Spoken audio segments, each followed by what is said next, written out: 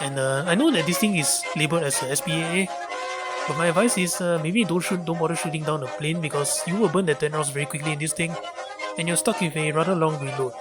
And not to mention, you're more likely loaded up with HVAC rounds, which is not really good for shooting down planes because all they do is make holes in everybody's left wing.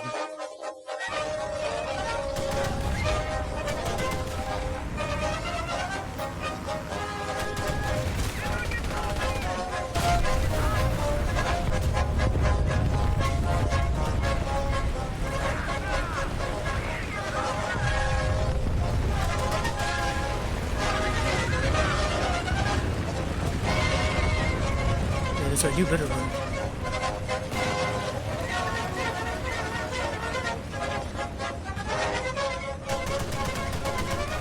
Now tell the rest of the team what just happened.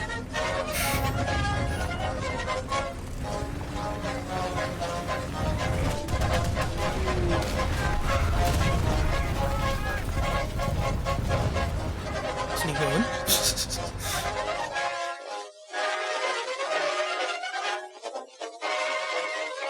When I was making a list of Heroes and Generals vehicles for War Thunder, there are some vehicles that I unfortunately had to omit because some of them I couldn't really find a suitable close second or replacement.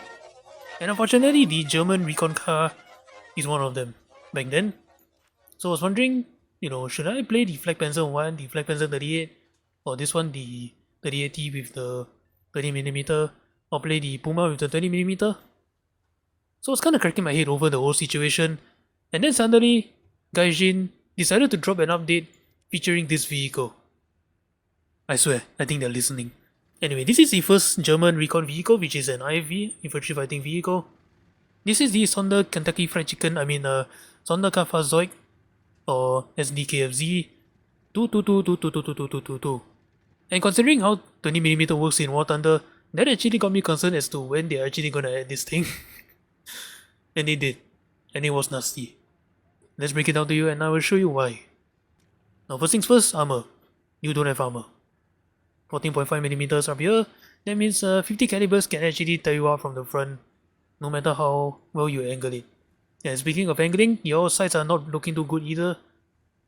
The fact that small arms machine guns, like 792, 77, 762 machine guns, can actually pen up to 13mm of armor, so they can actually tear you up if you expose your sights to them. So that's something you need to keep in mind. And not to mention, you're an open top vehicle, so high explosive of any kind can easily overpressure you. But what this thing makes up for in lack of armor, it makes up for in top speed. As you can see, sure, you only have 90 horsepower engine, which is not very strong, but you're only carrying 5 tons.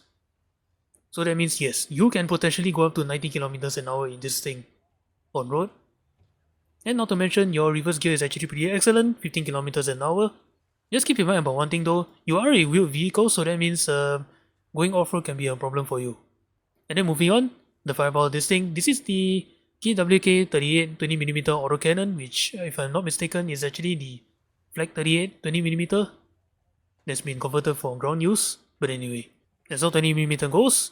This is the round that we fired, the Panzer Grenade 40, high velocity armor piercing tracer shell that pens up to 48mm of armor, with no explosive mass.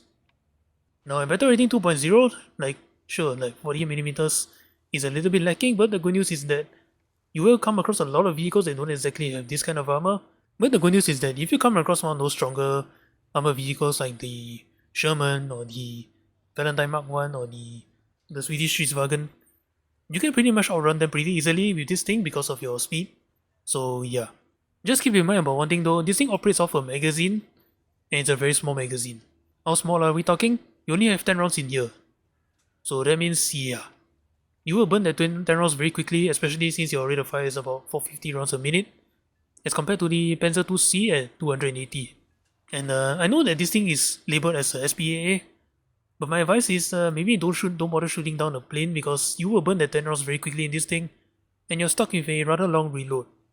Not to mention, you're probably loaded up with H5 rounds, which is only good for making holes in everybody's left wing. But hey, if you come across a milk truck, SPAs or whatever, you do have a machine gun to actually help you with that. Now, other aspects of the gun, you can carry up to 180 rounds of ammunition. I just say bring as many as you want because one is that they're gonna be down here. This is the only ammo rack down here. Two is that it's not very easy to destroy for some reason, to the point where most of the time I just die because 2 out of 3 crewmen died, or I get overpressured. Reloading rate, this is something you need to keep in mind. The stock reload is 7.8 seconds if I'm not mistaken, and that's actually kind of long for this battle rating. Because you will come across a lot of tanks like Stewards or BTs and they can reload twice as fast as you. So, that's something to keep in mind. Make sure you short burst your 20mm or keep it topped off after engaging enemies. Vertical guidance, -7 gun depression. That's something to keep in mind. Like sure, 7 degrees depression is not too bad. It's a little bit lacking, but it's really not too terrible. But yeah, there will be moments where you wish it's a little bit more. Now this thing is an SPAA, so you do have a very excellent targeting speed, 36 degrees a second. And finally, no gun stabilizer. That's something to keep in mind because when you're driving fast in this thing, you definitely cannot shoot accurately. So all in all, how does this thing compare with the one in Heroes and Generals? Now firstly, I'm not going to include the whole like switching between driver's seat to gunner seat because I did that in the Greyhound video, the M8 Greyhound video, and afterwards I realized that it's a little bit of an unfair comparison because if I include that all the time, then it's just War Thunder all the way. Seriously guys, you know what? Screw the mechanic, man. Seriously. In the end, I would still say that the one in War Thunder is still better than the one in Heroes and Generals in terms of recon vehicles because I'm not exactly sure what possessed Rito to not include the different shell types for recon vehicles until the very end of the game's life. And you know why that's a problem? For a infantry fighting vehicle, you don't have high explosive. For some reason. I really have no idea why. And not to mention two more things again, Rito's map design doesn't really favor flank and splank maneuvers because most of the time, most of the maps, eventually it just bottlenecks you onto a bridge or to a river ford. So flank and splanking is really out of the question at that point. And secondly, same issue as the Panzer 2C, they nerfed the 20mm. Shell changes, armor mechanics, it just wasn't working anymore. Complain all you want about War Thunder's volumetric mechanic, Heroes and Generals had it worse. But anyway, that's all I gotta say about the 222. Now let's take this thing out to battle, and let's just tear up everybody we look at, shall we?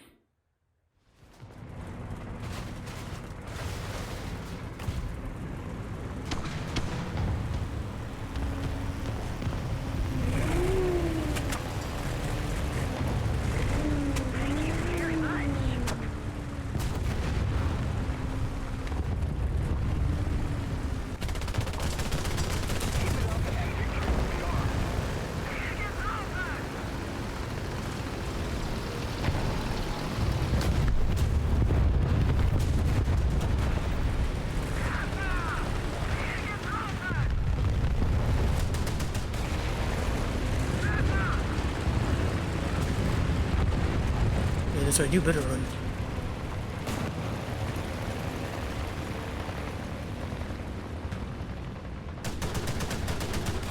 Now tell the rest of your team what just happened.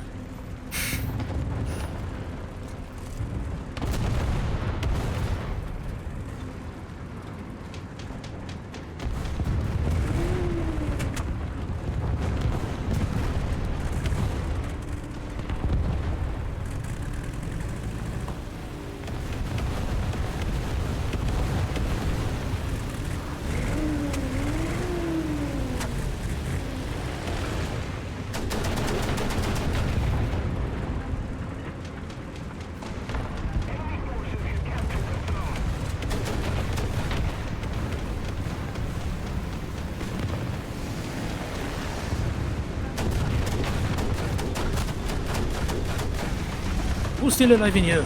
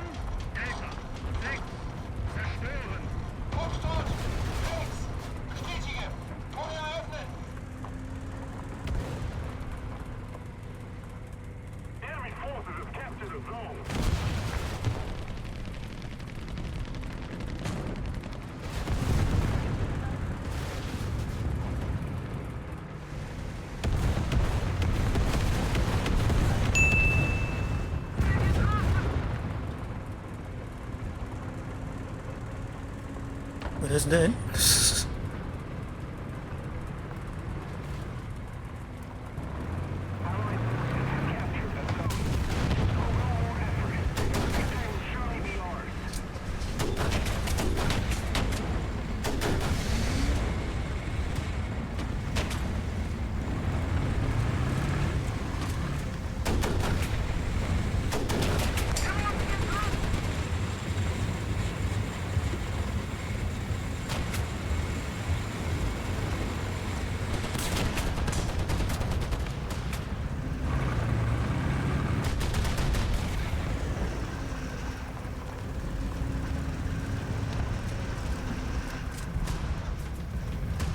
There we go.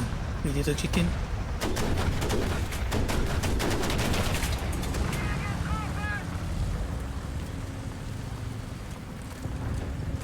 Look at the hell of a spawn bastard. Most of the zones are under control.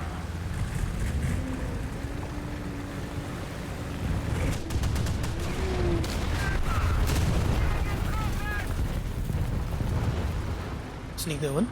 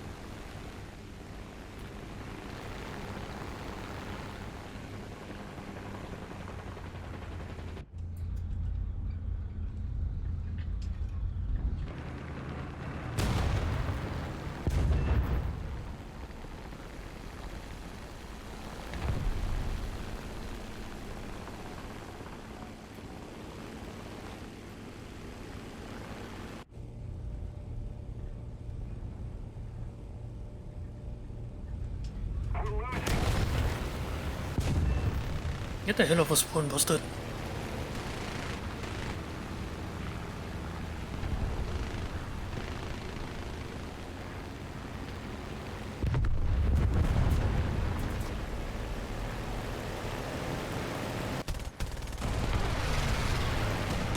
Oh, yes, buddy.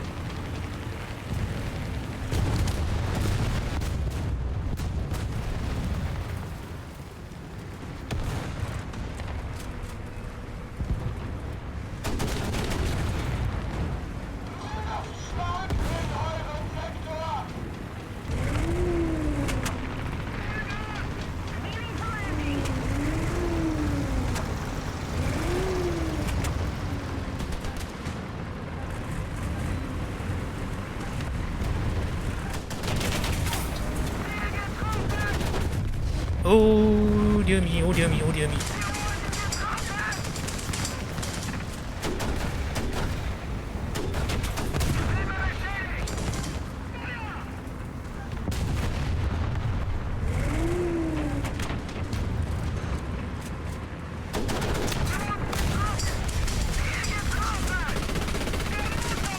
Ah.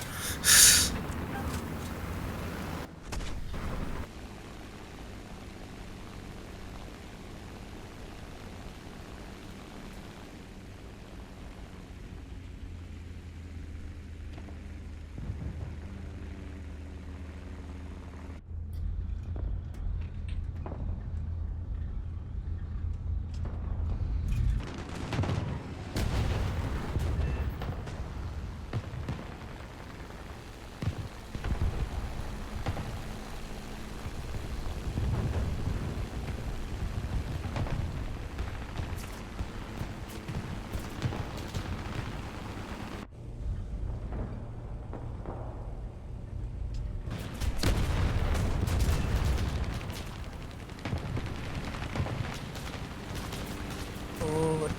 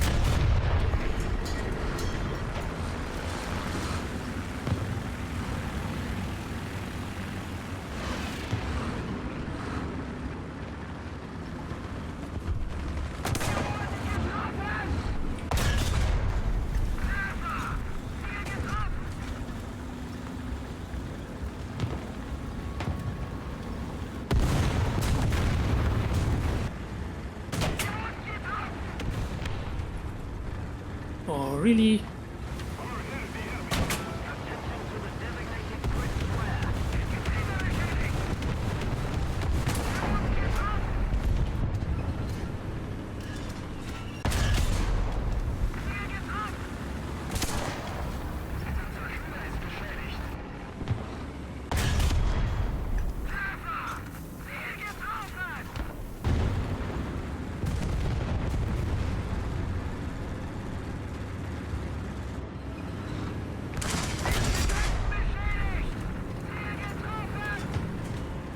What exactly was the plan there?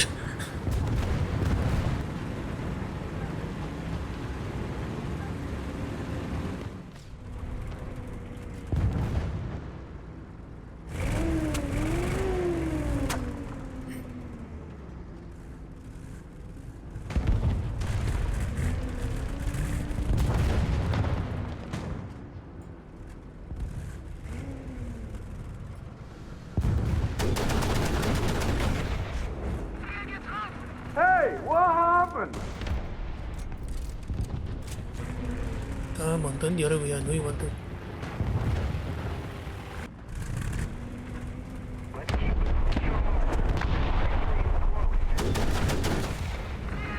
Should you keep your sights on me, bro?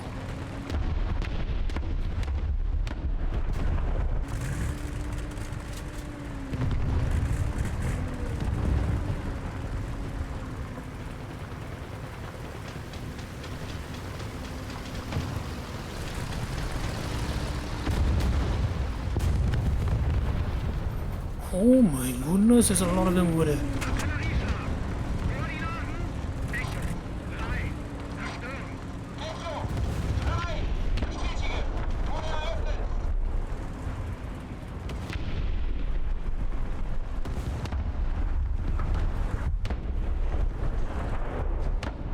We have most of the zones.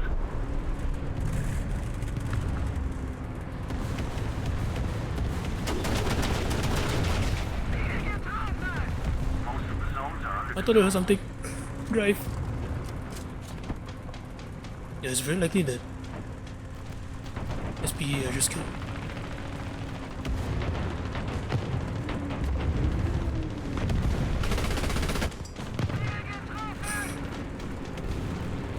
It is just disrespectful.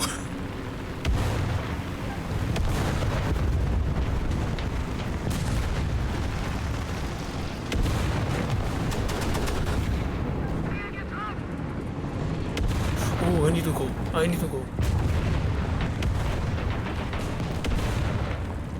A little more effort, and victory will be ours.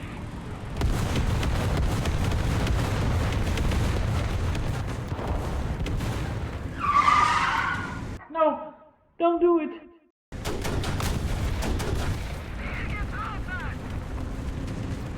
Yeah, I know, it sucks.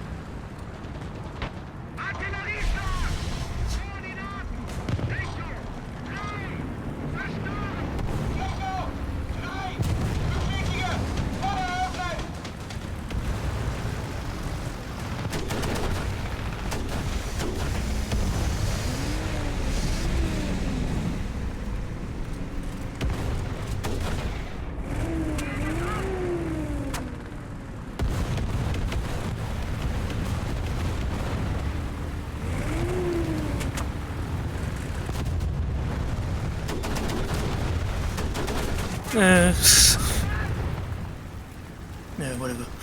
It's fine.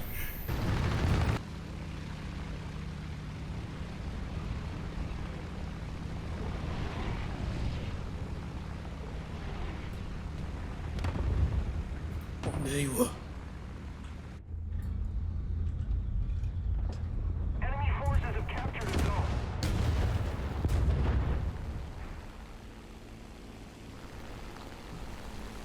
Did my mom seriously do nothing? Come on.